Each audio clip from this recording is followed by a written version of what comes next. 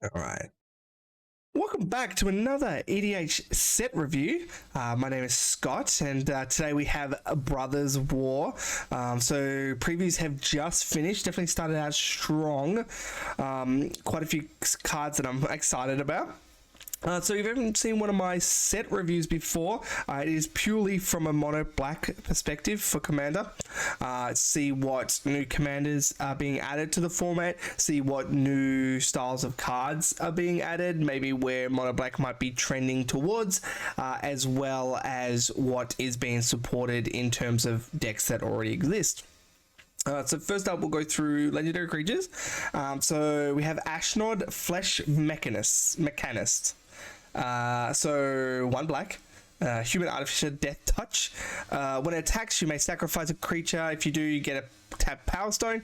You can pay 5 and exile a creature card from a graveyard. Create a tap 3/3 colorless zombie artifact. And it's 1/1. So a lot of text for this 1/1, that's for sure. Death Touch, 1/1. Sure, I mean, it's going to be blocked by people's 2/2 Astartes Warriors. Okay. So it's an attack trigger, right? So yes, you're going to get it sometimes because somebody's not going to really want to swap their card for this. And it is 1 mana, so relatively cheap, just to cast again. But doesn't have haste, so it's attack trigger, so you're always gonna have to wait an extra turn. We are in black, so playing this on 1 and getting a reassembling skeleton or Bloodghast or Nether Trader, something to sacrifice on the next turn is definitely in our wheelhouse to kind of get that. So I expect that you will get the Power Stone on a regular basis, but is a Power Stone really that great? I mean, so it comes in tapped. Power Stone is tapped for colorless, if I remember, and they can't be used on non-artifact spells. So you can use it on Ashnod's activated ability. So 5 is a lot, right? So and you have to exile a creature card from your graveyard. Okay, and then you're just getting a 3/3 zombie artifact. Can be done at instant speed, can be done for as many creature cards that you have in your graveyard. So you have an infinite mana and 40 creatures in your graveyard, sure. But is that really what you want to be doing? I think there's probably easier ways to win the game. I think this card is maybe more for the 99 of some decks. You might want to put it in your Aristocrats deck, your Death Touch Tribal deck. The character Ashnod is very popular. They seem really cool. I like the art. And zombie artifact creatures are kind of interesting. Mono Black has been having an artifact trend lately. So zombie artifacts could be interesting. And you might put this in like your Tormod, the Devastator deck. Yeah, and it is 1 mana, so there's always Mox Amber that's to be taken into consideration. Kind of turns that on, but I don't know, it just doesn't seem to do much. Doesn't really ask me to do anything too interesting. Yeah, so I'm not as excited for this one. But the one I am excited for is Gix Yawgmoth Praetor. So 1 and 2 black, Phyrexian Praetor. Whenever a creature deals combat damage to one of your opponents, its controller may pay 1 life. If they do, they draw a card. And 4 and 3 black, you discard X cards. You exile the top X cards of target opponent's library. You may play lands and cast spells from among those cards exiled this way without paying them mana costs. 3/3. Wow. Just wow. Okay, so the first part of this is what is it, coastal piracy, but a little bit different, right? I guess a black white. Normally this effect is kind of bluish, but they've kind of done a black spin on it, which is really interesting. So it's whenever a creature deals combat damage to your opponents, so obviously all the other players are your opponents, so you will always get this, and if they're not attacking you, then they will also get this, right? So they're losing 1 life, they're getting cards. Who cares what our opponents do, right? I don't care what our opponents do, but we are getting this trigger. So every time we deal damage to our opponent, we're going to pay 1 life and draw a card. Fantastic, right? And then on top of that, it feeds into the next ability. So 7 mana, discard X cards, and then you're going to get X cards from your opponents. Now, what ideally is X? I think maybe 5 might be too low. I think 7, 10, somewhere in that ballpark sounds like really, really nice. I think you're going to hit a lot of spells, obviously. I think 5 might be a bit low, right? So 7 mana, 7 cards sounds like you're going to get a few spells. You're going to get probably 7 mana worth of stuff, right? At least. Anything more than that, yeah, it's just going to be gravy, right? So you want to be attacking, you want to be dealing damage, combat damage, right? So Mono Black just doesn't really have this kind of aggro style, and I'm super for it. I've already been trying to build this deck. I've already ordered cards for this deck. I think this Mono Black aggro, swinging out, dealing combat damage, have your opponents kill each other, greed, drawing cards off this ability, and then bam, you hit them with the villainous wealth. The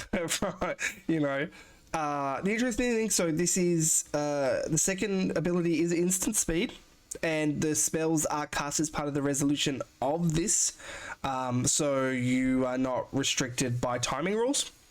So you just hold up your mana, and then just discard your entire hand. Who cares about our cards? Our cards are just Mono Black weenies.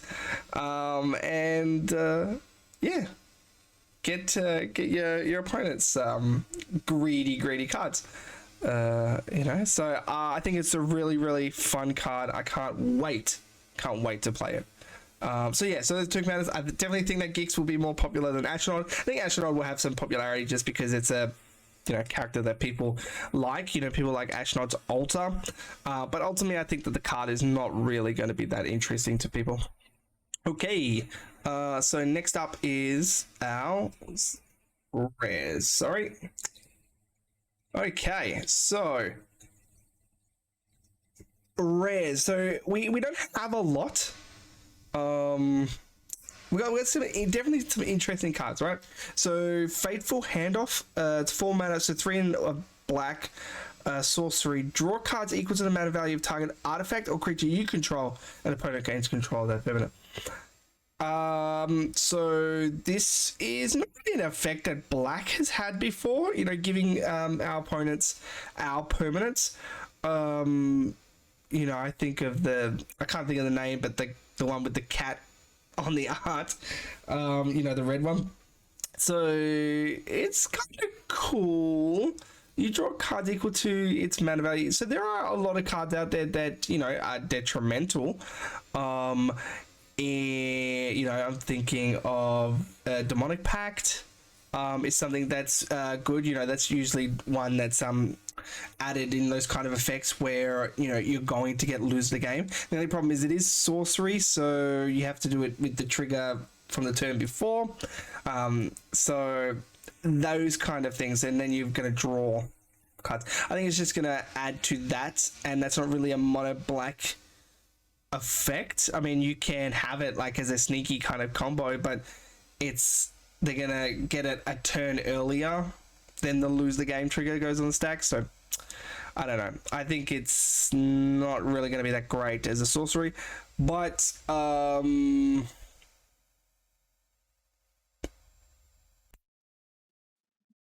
draw cards equal to you control.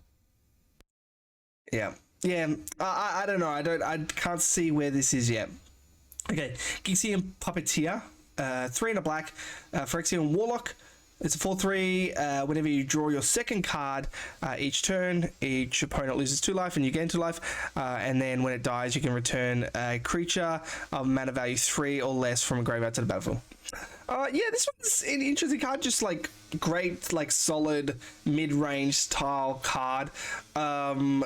So the draw, your second card is the Dimir Draft archetype, so this kind of heads that.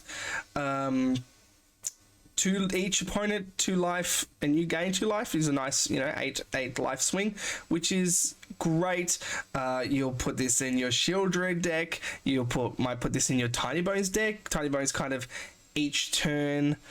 You want your opponent's discarding card, so you'll draw a card, which then will trigger this, right? Because it's not an end of turn trigger; it's just whenever you draw that card. So yeah, you might have any Tiny Bones, stuff like that, as a bit of like life gain as well as a bit of reach. And then it just has the nice return a creature from the graveyard, mana value 3 or less. So you know your Doughty Voidwalkers. I'm trying to think of some prominent creatures. I guess it depends on obviously the deck, but yeah, it's decent. Like you might put this deck. It's going to be hard to be synergistic, I think, but it adds a bit of reach to some decks that might not have it. So I'm interested in trying that one. Gix's command, 3 and 2 black sorcery. So choose 2, put 2 +1/+1 counters on a creature. And it gains lifelink. Destroy each creature with power 2 or less. Return up to 2 creatures for the graveyard to the hand. And then each opponent sacrifices a creature with the highest mana value. Yeah, so it's a 5-mana sorcery, which means it's on the expensive side. 2 +1/+1s and lifelink, sure. Destroying little creatures, sure. I mean, all these effects are somewhat useful. You might play some of these, but the fact is it's now on a 5-mana sorcery, so it's nice that it's modal, but how much room do you have for a 5-mana sorcery? I think you could play this and it would be fine, like, you know, whatever, but all these effects are very small. They're all like 1-2 mana effects, and maybe the destroy 2 or less might be a 3-mana effect, but you know, they're on a sorcery. I don't know, it's okay, but I don't really find when I'm doing deck building that I have room for a 5-mana sorcery. So yeah. Hostile Negotiations, 3 and a black, instant. Exile the top 3 cards of your library face down, and then exile the next top 3 face down. Then you look at both of them, then you choose one to turn face up, then an opponent chooses one of them. You put one of those piles in your hand and the other one in your graveyard. Fact or fiction in mono black. I love this card. I will definitely be buying a few of these, that's for sure. I love fact or fiction just in general, so having this kind of be reminiscent of it and done in a kind of like a mono black way, really cool. I love the kind of 2 piles, one face up, one face down. I can't remember the name of the Dimir commander that does that already, and I just love that card. So this is just fun. You are essentially, you know, for mono black, drawing 6, you know, because you're gonna get 3 in your hand and then 3 in your graveyard, but we love cards in the graveyard. So really great. You're gonna lose 3, but who cares? Fantastic card. It's the kind of most average of average cards. You know, you're gonna put this in your, you know, nice little mid-range kind of decks. It's not going to be any high-powered kind of deck, but your casual EDH nights are going to have a few of these. Love it. I can't wait to play it. Next up is Misery Shadow. So 1 and a black, 2/2 shade. If a creature an opponent controls would die, exile it instead. And then 1 Misery Shadows get +1/+1 until end of turn. Okay, well, talk about power creep for shades, that's for sure. I love shades. I just like the aesthetic of shades. I've just always been interested with them. I'd love a shade commander. I think they're just cool. This, you know, it's not really a commander card. This is more like a standard card. It's got some graveyard hate, which is great, and then, you know, you just have to pay 1 to pump it. But when it comes to shades, you know, I played Nakana Revenant a lot. It is also a shade, and I think I've pumped it once. If I try to remember back, maybe I might have done it twice, you know. So the pump is not really interesting. It's whatever else it does. And some graveyard hate is nice. If you want some more, you might have this in your creature, in your creature deck. You might, maybe an Aristocrats deck, you might want to just put this in as like a budget Doughty Voidwalker or something like that, right? Where you just want a creature graveyard hate. Sure, not really interesting. I think it's more of a standard card. I don't even know how to say this. Terrasia's Devastation. X 2 and 2 black. You lose X life and you create X tapped Power Stone tokens. Then all creatures get -1/-1 until end of turn for each artifact you control.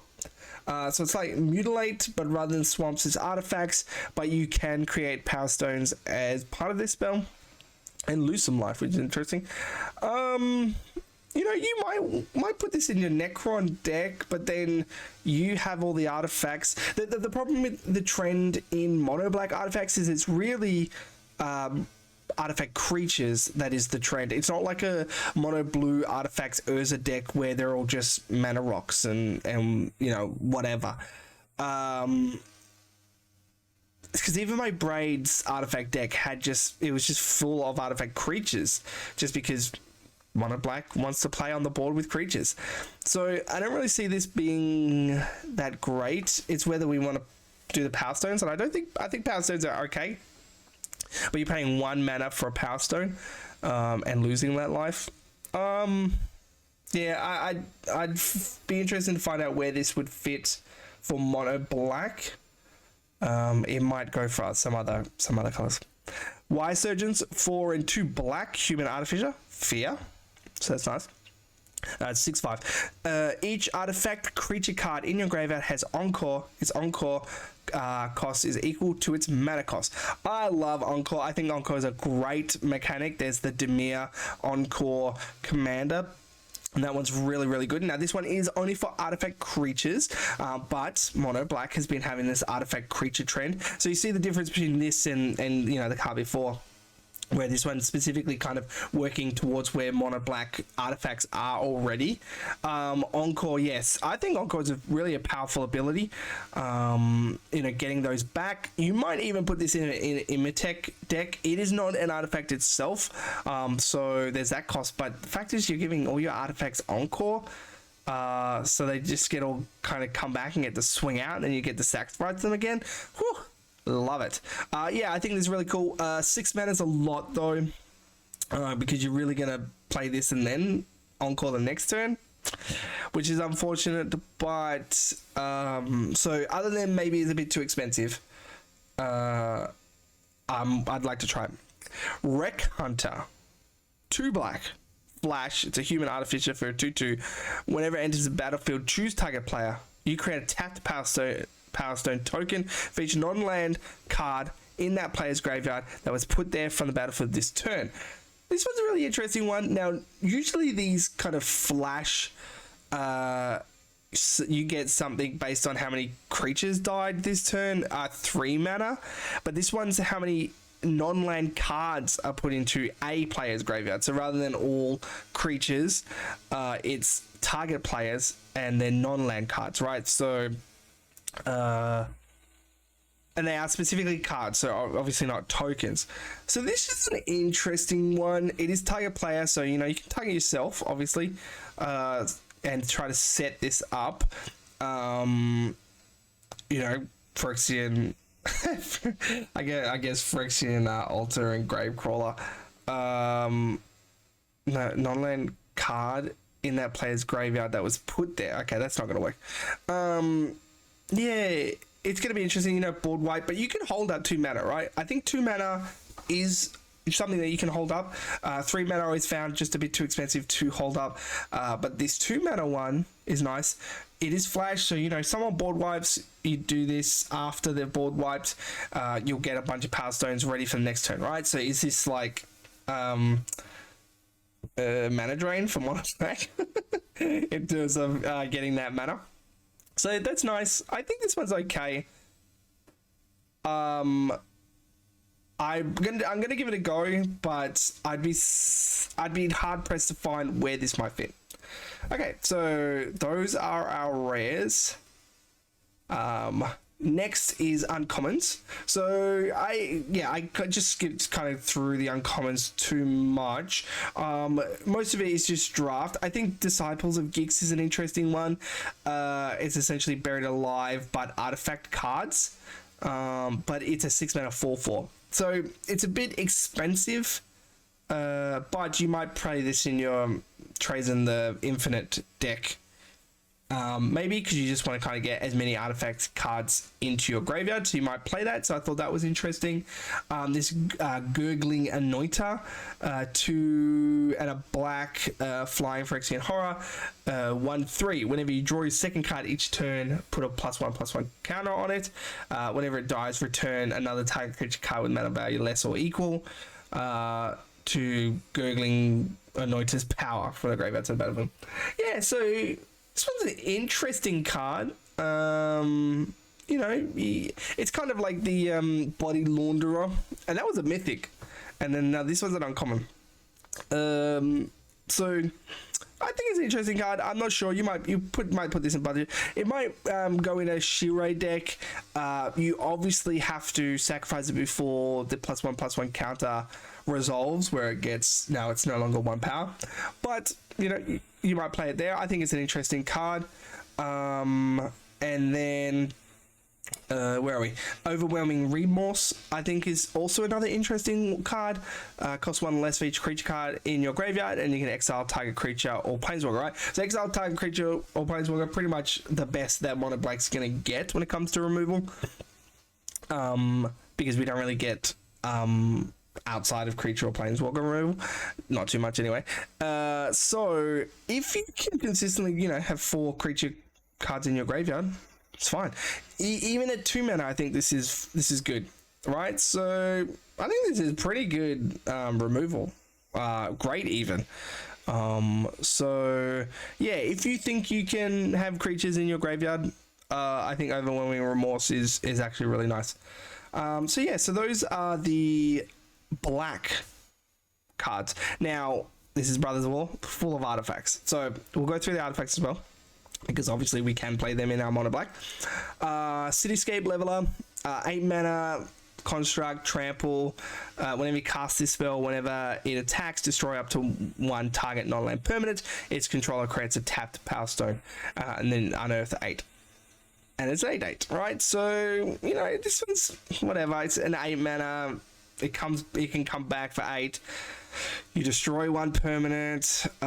They create a Power Stone, so you can't really attack them again, because then they can just sacrifice that Power Stone on the turn things. You have to kind of attack somebody else. Yeah, it doesn't have haste. It has trample, which is cool. You get it on the cast, so you get 1 mana. So you might want to play this over your Meteor Golems, but are you really playing Meteor Golem? Not really. Phyrexian Flesh Gorger, 7 mana. Phyrexian Worm has Prototype, so it can be cast for 1 and 2 black as a 3/3. It has Menace, Lifelink, and Ward. Pay life equal to its power, and it's normally a 7/5, right? So you can play it as a 3/3 or 7/5. And Menace, Lifelink. Not really a card that you would play in Commander. It's just a, you know, beat stick. Phyrexian Tribal, Worm Tribal, sure. Yeah, not really a card for Commander. It's more of a standard card or constructed card. Portal to Phyrexia. So this is an artifact, 9 mana. When it enters the battlefield, each opponent sacrifices 3 creatures. At the beginning of your upkeep, put target creature card from your graveyard onto the battlefield. It's Phyrexian. Wow. Okay, super interesting. This card rocks, but it's so expensive. So expensive. So each opponent sacrifices 3 creatures. So that's 9 creatures in total. Doesn't hit your creatures. And then those creatures, in theory, assuming they're creature cards, will, you know, go into the graveyard, and you can bring them back on your upkeep, right? So it's Grave Betrayal mixed with the what is that zombie that does 3 creatures, you know? So it's a lot. It's a big matter of value. Now the interesting thing in Mono Black is that we have Beacon of Unrest, which would get this. So you can entomb your Beacon Unrest, you can Disciples of Gix this, and then cast Beacons of Unrest. So I don't think it's far-fetched to think about how to try to get this into play, I think this is a really, really strong card. It's 9 mana, so you're never really gonna actually cast it, right? For 9 mana, you probably should be playing something that's gonna win the game. Now, this might start to win the game eventually, but if you can get it down on turn 4, well, that could win the game. So, yeah, I think it's a really cool card. I'm going to love to play it, but I will probably never put it in a deck. Okay, Hall of Tagzin. Taps for colors, land, 1 and tap for any color, then 4 and tap for a power stone. I mean, not really a great card. It's mana fixing, and it creates a power stone for 5 mana. Not really interested. Hexavus, 6 mana, artifact creature construct. When it enters battlefield, it gets 6 counters. You can remove a counter to give a creature a flying counter, and then remove a counter from another creature. Put a +1/+1, right? So you can give a creature flying, then take that flying back. But you know, each time it's 1 mana. Not really something that we're doing in mono black, right? We're not really a counters deck. Liberator Urza's Battle Thopter. So 3 mana legendary artifact Thopter. Flash flying, you may cast colorless spells and artifact spells as though they had flash. Whenever you cast a spell, the amount of mana spent to cast the spell is greater than the power. Put a +1/+1 counter on Liberator. Yeah, I mean, this is more for colorless commander decks. Having our spell, you know, there's already this creature, so this is basically a better version of that 2/2. I can't remember, the name escapes me. That's flash. Your artifacts have flash. All right, so this one is flash, is flying. Color spells also have flash, and then it can grow bigger. Not really something that we're playing a lot. Mishra's Foundry. Land, taps for 1, taps for a colorless. 2, it becomes a 2/2 artifact creature assembly worker. To end the turn, it's still land. 1 and tap, target attacking assembly worker gets +2/+2. So this is just a standard version of Mishra's Factory. Mishra's Workshop? Mishra's Factory. You know, so not really something we're playing Commander. A Razor Lash Transmogrant is something I'm much more interested in. 2 mana, artifact creature zombie. It can't block, and it's 3/1. So 3/1's important because it works well with Skull Clamp. 4 and 2 black. It can return from the graveyard to the battlefield with a +1/+1 counter on it. The ability costs 4 less if an opponent controls 4 or more non-basics. So if you think about your games, think about how many times your opponents have 4 non-basics. Should be a lot. Should be a lot, unless your group is, you know, quite a budget-friendly, basic-friendly kind of group. But I think most people, you know, 2 colors or more, you know, you just have to have one. One person just has to have a semi-optimized mana base. I don't think that's hard to expect. So really, it's black. So when we compare this to Assembling Skeleton, you know, not really in the same ballpark, but it has the reminiscent of that card. It gets a +1/+1 counter, which is interesting, right? So it comes back and then you cannot Skull Clamp it. You'd need another effect to sacrifice it. So it's very interesting that they put the +1/+1 counter. Ultimately, I think this card is great. It's going to fit wherever you have Reassembling Skeleton. It's going to fit there perfectly. Yes, you can't Skull Clamp it on the way back. It is black for it to come back. It can't block, but it's still a creature that comes back relatively simply, relatively cheaply, and yeah, I think it will go in anywhere that Reassembling Skeleton, Bloodghast, Nether Trader go. Right? I wanted one more additional one of those, and I think this might be it. So I'll be buying a couple of them. Scavenge Brawler. Artifact creature construct 4/4, 6 mana, flying, vigilance, trample, lifelink. pay 5, exile it from the graveyard, and then you can put 4 counters, +1/+1 counters on a creature: flying counter, vigilance counter, trample counter, and lifelink counter. Activate only as sorcery. You know, it's nice little Voltron-y kind of thing. If you mill it over, you can, you know, still utilize it, which is nice. Flying, vigilance, trample, lifelink's kind of cool, but it is only 4/4. Yeah, it's just a interesting creature, and then you can make one other creature stronger. You might put this in a Voltron deck, but then it's a creature in your Voltron deck. Not sure where it's meant to go, but I think it's an interesting card. Smelting Vat, 4 mana artifact, 1 and tap, sacrifice another creature, reveal the top 8 cards of your library, put up to 2 non-creature artifact cards with total mana value less than or equal to the sacrifice artifact's mana value from among them onto the battlefield, and the rest on the bottom of your library in a random order. Yeah, interesting. So top 8 is quite a lot, right? And you get 2 non-creature artifacts. Like I said, it's not really something that we're doing in Mono Black. Non-creature artifacts, but definitely a powerful effect. Okay, Smelting Vat, 4 mana artifact, 1 and tap, sacrifice an artifact, another artifact, reveal top 8, put 2 non-creature artifacts cards with total mana value less than or equal to the sacrifice artifact's mana value, put them on the battlefield, put the rest on the bottom of your library in random order.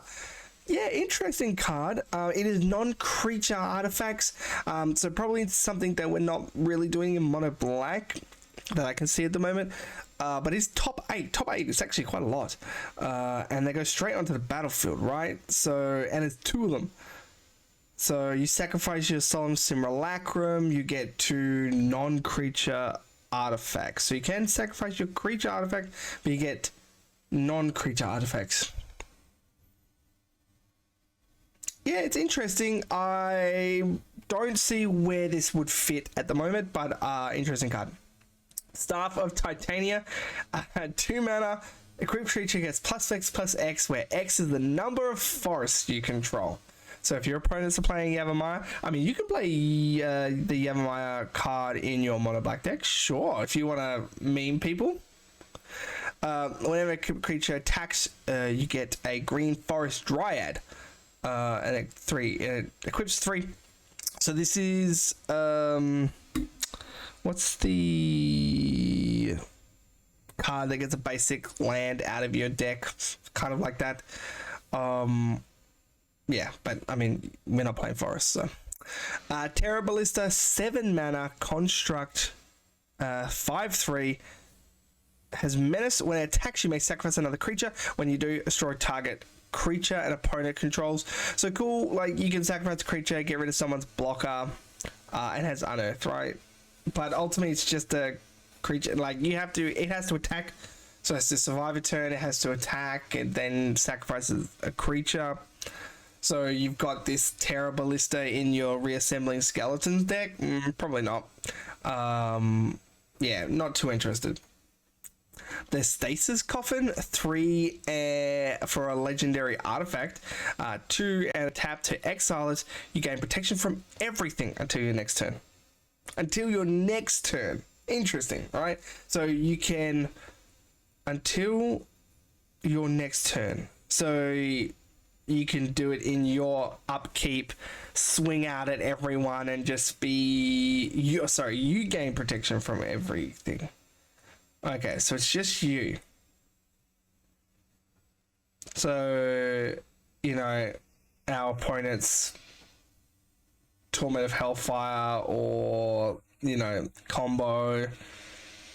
I think it's a cool card. I'd struggle to find where to put this in decks. Just as, do I need a protection spell? I want my permanents to have protection. I don't necessarily want myself to have protection.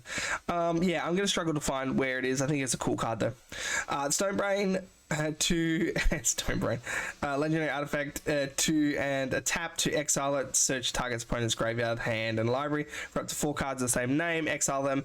That player shuffles, then draws a card for each card exiled this way. Activate only as sorcery. I mean, these cards exist. They don't really see thing in Commander. It is cool for your Khan, the Great Creator, though. Thran Spider, 3 mana, 2/4. Reach. When it enters the battlefield, you and target opponent each create a tapped Power Stone, and you can activate 7. Look at the top 4. You can reveal an artifact, put it in your hand. The rest on the bottom of your library in a random order. Cool. Opponent gets a Power Stone, but who cares? I mean, they're going to be the ones they're going to get to use it first. So how good is 7 mana? Search for the top 4 artifacts. You know, not really a lot to be looking at. Smelting Vat looks at 8. This one looks at 4 for 7 mana. Not really interesting. Transmogrant's Crown. So Skull Clamp at home. 2 mana equipment. Equipped creature gets +2/+0. Whenever equipped creature dies, draw a card. Equips for 2 or black. So when I first read this, I was like, this card sucks. And then I read this, and I'm like, this card's awesome. And then I read this, and I'm like, this card's okay. So it is definitely not Skull Clamp, right? So it's 100% more expensive to cast than Skull Clamp. It doesn't give -1, so it can't kill our creatures. So we need an additional thing to kill our creatures. And then it also equips for 2, I guess. So 100% more expensive to equip, or a black. So yeah, I don't know if I would want this. I don't know how many Skull Clamps I want, and especially Skull Clamp that I need an additional thing for.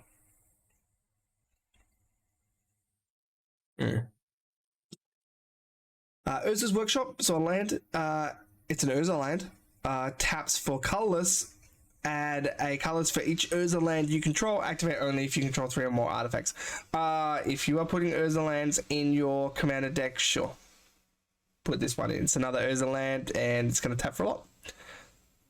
Cool. Wondrous Crucible, 7 mana artifact. Permanents you control have mana. Ward 2.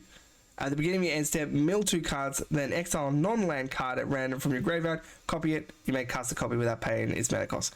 So essentially it's your permanents get Ward 2, so it's nice because it's permanents, and then you essentially reanimate because you are exiling it, and then you just get a copy of it that's now a token. But it's a non-land card, sure. So, you know, you might want to put this as your, with your Portal to Phyrexia card. Yeah, you might want to play this, right? It mills, but it only mills 2. So, likelihood of getting a non-land, possible. So, you might want to have this in your mill deck. So, maybe you're playing Imitate. But, I don't know. 7 mana seems like a lot. Okay, now for the colorless uncommons. Not too much here. I think Demolition Field will be interesting.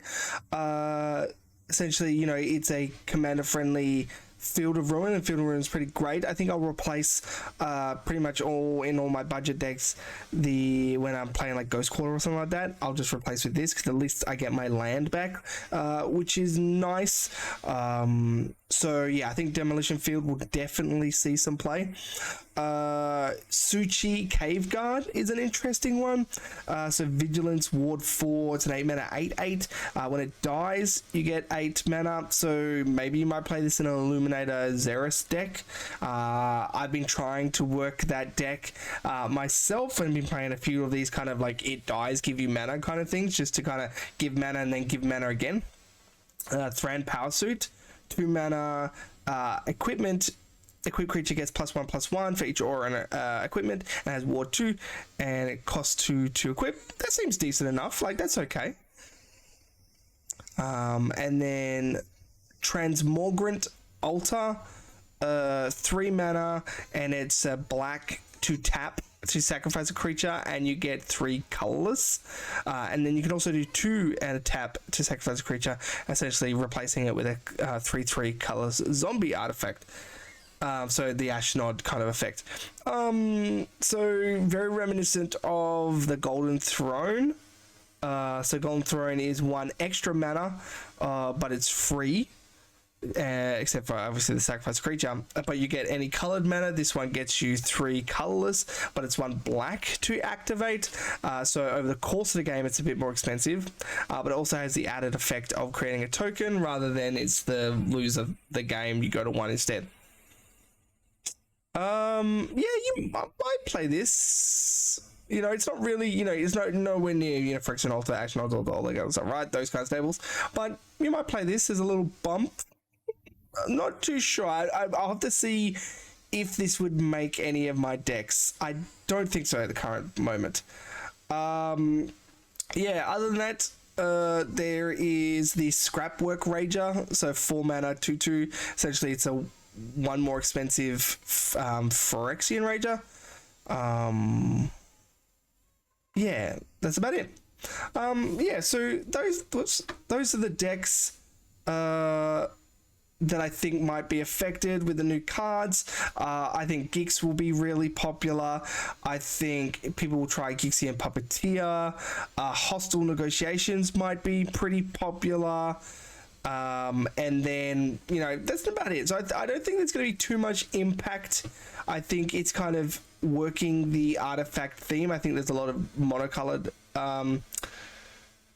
artifacts for other decks, probably not mono black. So I don't think mono black necessarily in too much. I think the addition of Gix is just, you know, enough of a warp for mono black. So yeah, and I think Hostile Negotiations, I think people are going to play a lot of. Well, I know I will be. So yeah, so I think interesting set, not too much, but then again, mono black has been getting a lot in the last few sets, so it's nice just to have a bit of a palette cleanser and some interesting cards. So yeah, it's going to be an interesting set. Thanks for watching. Hope you enjoy the set.